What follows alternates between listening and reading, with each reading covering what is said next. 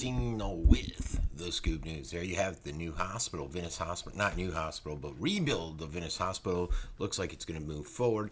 I actually talked to somebody after the last county commission meeting, and she said it's moving forward. She gathered that from some of the commentary and gestures between the commissioners and the Venice Regional Hospital Board. So the 210 replacement will take place there. I think they're minimalizing the one on the island. It's going to remain there, but at a minimal capacity. Not sure if they're going to tear down a lot, because I think that was one of the reasons they were leaving, is the cost to remodel the place. So, but the basic message that the commission sent out at yesterday's meeting was, hey, if this happens, you're going to have to pay to widen the road to 4 lanes in front of the property all the way up to Jacaranda. What about east? I mean, there's still going to be an issue. Not sure what's going on there. But they did vote unanimously to send the proposal to the state for their long-range growth plan, because they want to seek to modify the future land use map for that 50-plus acre parcel and change it from residential to office, professional, institutional. I know several people that live in the 3 communities there surrounding it that bought the properties thinking that property that the hospital is going on was going to remain residential, since that's how it was packaged when they bought it. Are quite disturbed, and I know I've talked to a few that have already put their house on for sale or are in the process of doing it and just leaving the city altogether, since they can't, or the county, because they can't trust the local government. But I got news for them: no matter where you go, it's the same way. You can't trust them.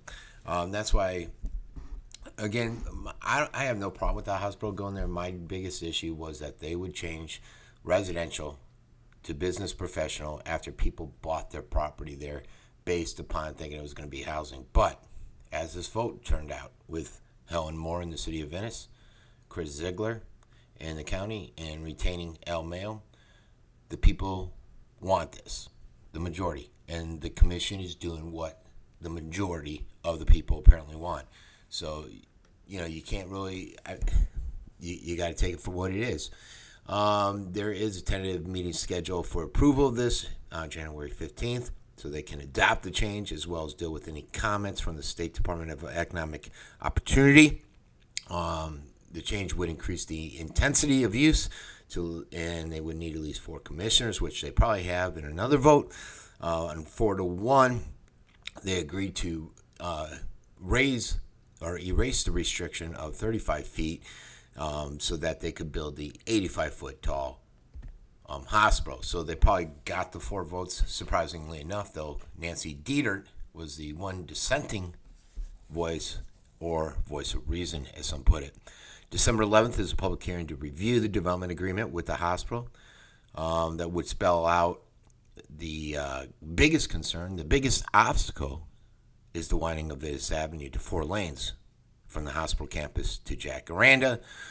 The hospital, led by Jeff Boone, and the county have not come to any agreement on this issue. The other thing that seems to be missing is, I haven't seen anything out there, is the roundabout, where the hospital did an analysis and said that it has to go, it's outdated, and due to 600,000 vehicles or whatever, 6,000 vehicles a day, I think the number was put at, from the hospital being there, it certainly will be outdated. So no mention of that whatsoever. This hospital did bundle the request at the last meeting, which was unusual because they are on a time constraint to meet the requirements needed to keep their state eligibility to move forward.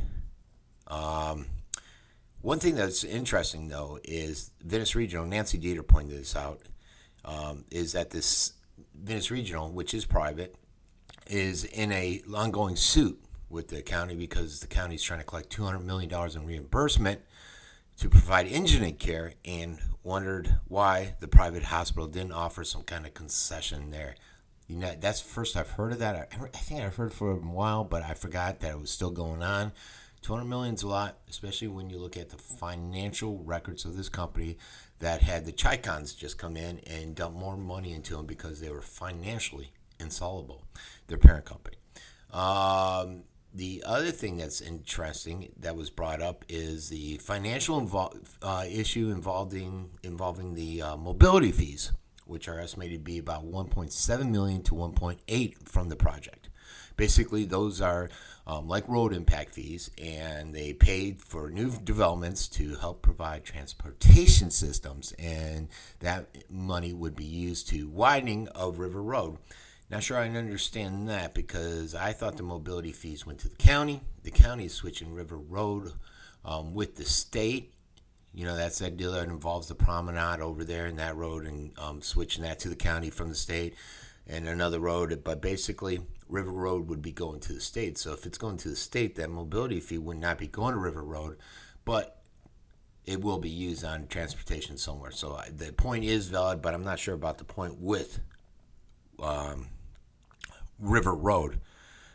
Now, that's it's, I read somewhere that it's a little ironic that the land now dedicated for the 70 plus acre subdivision Watercrest was once designated office professional institutional, but it has changed to a subdivision. Watercrest is right next to there. I believe so. They're the ones complaining too. And